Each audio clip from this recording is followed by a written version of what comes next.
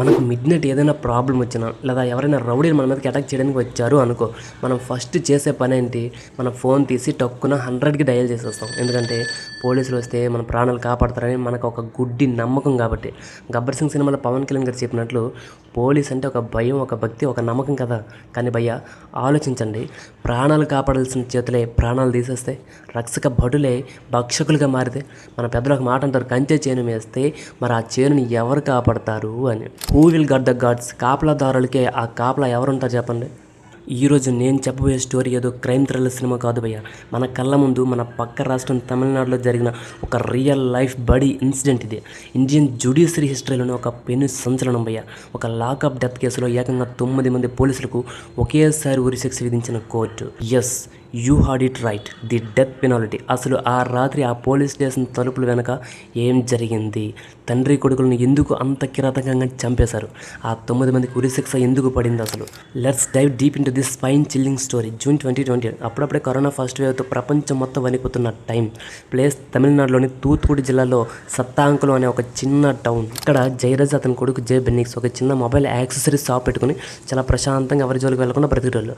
June 19 సాయంత్రం lockdown rules ఉన్నాయి కదా, షాప్ కొంచెం లేట్గా కట్టారని ఒకే ఒక్క రీజన్తో పోలీసులు వాళ్ళిద్దరిని లాక్కెళ్ళిపోయారు. ఇక్కడ వరకు వింటే మహా అయితే ఫైన్ వేస్తారు, లేదంటే 2 వార్నింగ్లు వచ్చి వదిలేస్తారు అనుకుంటాం కదా, ఎవరైనా అదే అనుకుంటారు. బట్ భయ్యా, అసలు నరకం ఇక్కడే స్టార్ట్ అయింది. సత్తాంకులం పోలీస్ స్టేషన్ ఆ రాత్రి అక్కడ జరిగిన దారుణం వింటే ఎవరికైనా సరే కన్నీళ్ళలాగో రక్తం మరిగిపోతుంది.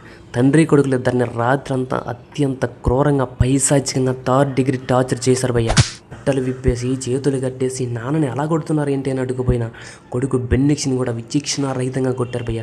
ఆ దెబ్బకి వాళ్ళిద్దరికి బ్లీడింగ్ అవుతున్నా సరే ఆపలేదు సరి కదా, లాఠీలతో వాళ్ళ ప్రైవేట్ పార్ట్స్పై కూడా దాడి చేస్తూ విపరీతమైన సెక్సువల్ అండ్ ఫిజికల్ టార్చర్ పెట్టారు భయ్య. ఇంగ్లీష్లో బ్రుటాలిటీ హ్యాస్ నో లిమిట్స్ అంటారు కదా, వీళ్ళ రాక్షసత్వం దానికి పర్ఫెక్ట్ ఎగ్జాంపుల్ భయ్య. ఆ అమానవీయ హింస తట్టుకోలేక జూన్ 22వ తేదీన బెన్నిక్స్, ఆ మరుసటి రోజు జూన్ 23వ తేదీన తండ్రి జయరాజ్ హాస్పిటల్లో ఇద్దరు ప్రాణాలు వదిలేశారు భయ్య. బయటికి కాకి డ్రెస్లో ఉన్న లోపల ఉన్నది మాత్రం నెత్తురు తాగే క్రూర మృగాలే అని ఆ రోజు వాళ్ళు ప్రూవ్ చేశారు భయ్య. అయితే ఒక సామెత ఉంది భయ్య, పాపం పండితే సాక్ష్యాలు దేవుడే స్వయంగా తీసుకొస్తాడు అని. హిందీలో ఒక ఫేమస్ కహావత్ ఉంది కదా, భగవాన్కే గర్దర్ హే అందేర్ నహి అని. అంటే దేవుడి దగ్గర న్యాయం జరగడం లేట్ అవ్వచ్చేమో కానీ న్యాయం జరగకుండా మాత్రం ఉండదు అని దాని అర్థం. ఈ దారుణ ఘటన బయటకు రాగానే దేశవ్యాప్తంగా నిరసన వెలువెత్తింది. మద్రాస్ హైకోర్టు సుమోటుగా కేసును స్వీకరించి చాలా సీరియస్ అయింది భయ్య. పోలీసులు దర్యాప్తు చేస్తే సాక్ష్యాలు గల్లంతవుతాయని కేసు డైరెక్ట్గా సిబిఐకి అప్పగించింది. ఇక్కడే ఈ కేసులో ఒక రియల్ లైఫ్ సింగిల్ ఎంట్రీ ఇచ్చింది భయ్య. ఆమె పేరు రేవతి. అదే పోలీస్ స్టేషన్లో పనిచేస్తున్న ఒక మహిళా హెడ్ కానిస్టేబుల్. సినిమాలో డైలాగ్ ఉంటుంది కదా భయ్య, భయపడేవాడే బానిస ఎదిరించేవాడే నాయకుడు అని. పోలీస్ డిపార్ట్మెంట్లో ఉంటూ తన పై అధికారులకి వ్యతిరేకంగా సాక్ష్యం చెప్పడం అంటే ఒక రకంగా ప్రాణాలతో చెలగాటం ఆడటమే. కానీ ఆవిడ భయపడలేదు. గుండె ధైర్యంతో కోర్టు ముందు నిలబడి ఆ రోజు రాత్రి వాళ్ళని దారుణంగా కొట్టారు, స్టేషన్ గోడల నిండా రక్తం మరకలే, ఆ అరుపులు నేను స్వయంగా నా చెవులతో విన్నానని బల్ల గుడ్డు మధ్య సాక్ష్యం చెప్పింది భయ్య. Hats off to her bravery భయ్య. రేవతి గారి వాంగ్మూలంతో మొత్తం 10 మంది పోలీసులపై కేసులు నమోదు కాగా అందులో స్పెషల్ సబ్ ఇన్స్పెక్టర్ పాల్దోరై కరోనాతో చనిపోయాడు భయ్య. ఏప్రిల్ 6, 2026 దాదాపు 6 ఏళ్ల సుదీర్ఘ న్యాయ పోరాటం, ఎన్నో వాయిదాలు, మరెన్నో పరిణామాలు. ఫైనల్గా Madurai sessions court judge G Muthukumaran గారు ఒక చరిత్రాత్మక తీర్పునిచ్చారు భయ్య. వకీల్ సాబ్ సినిమాలో పవన్ కళ్యాణ్ గారు పవర్ఫుల్ డైలాగ్ ఒకటి ఉంది కదా, న్యాయం గుడ్డిది కావచ్చు కానీ న్యాయ దేవతకి అన్నీ కనిపిస్తాయి అని. ఇక్కడ కూడా ఎగ్జాక్ట్గా అదే జరిగింది భయ్య. జడ్జి గారు చాలా క్లియర్గా చెప్పారు, ఇది అత్యంత అరుదైన కేసు, కస్టోడియల్ డెత్ అనేది సమాజానికి పట్టిన క్యాన్సర్ లాంటిది అని. రక్షించాల్సిన వాళ్ళు ఎలా చేస్తే, ఇలాంటి వాళ్ళని వదిలేస్తే సమాజానికి రాంగ్ మెసేజ్ వెళ్తుందని కొండ బద్దలు కొట్టారు.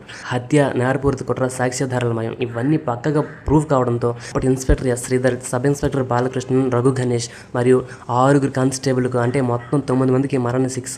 ఎస్, ఏకంగా 9 మంది పోలీసులకు ఉరిశిక్ష విధిస్తూ సంచలనం తీర్పిచ్చింది భయ్య కోర్టు. దాంతోపాటు 1.40 కోట్ల భారీ జరిమానా కూడా విధించింది. ఆ డబ్బును బాధిత కుటుంబానికి నష్టపరిహారంగా ఇవ్వాలని ఆదేశించింది భయ్య కోర్టు. ఇంగ్లీష్లో ఒక ఫేమస్ లీగల్ కోర్టు ఒకటి ఉంది భయ్య, justice delayed is justice denied అని. న్యాయం ఆలస్యం అయితే న్యాయం జరగనట్టే అని. కానీ ఈ కేసు చూసాక మాత్రం నాకైతే ఒకటే అనిపిస్తుంది భయ్య, justice is delayed but not denied అని. ఒక తప్పు చేస్తే చట్టం ఎవరిని వదిలిపెట్టదు అనడానికి ఈ తీర్పే ఒక బెస్ట్ ఎగ్జాంపుల్ భయ్య. ఎవరి చేతిలో ఉంది కదా అని సామాన్యుడి మీద ప్రతాపం చూపి చూపిస్తే లాస్ట్కి ఆ పవర్ ఏమవుతుందో రిజల్ట్ ఇలాగే ఉంటుంది భయ్య. రిజల్ట్ ఎలా ఉంటుందో ఈ జడ్జిమెంట్ గట్టిగా ఆన్సర్ ఇచ్చింది భయ్య. మరి ఈ చరిత్రాత్మక తీర్పుపై మీరేమనుకుంటున్నారు? ఆ 9 మందికి ఉరిశిక్ష పడడం కరెక్టేనా? కింద కామెంట్స్ అయితే మీ ఒపీనియన్ ఖచ్చితంగా షేర్ చేసుకున్న నాతో. ఈ స్టోరీ అండ్ ఇన్ఫర్మేషన్ మీకు వాల్యుబుల్ అనిపిస్తే తప్పకుండా వీడియోని లైక్ చేసి మన ఛానల్ సబ్స్క్రైబ్ చేసేసుకోండి.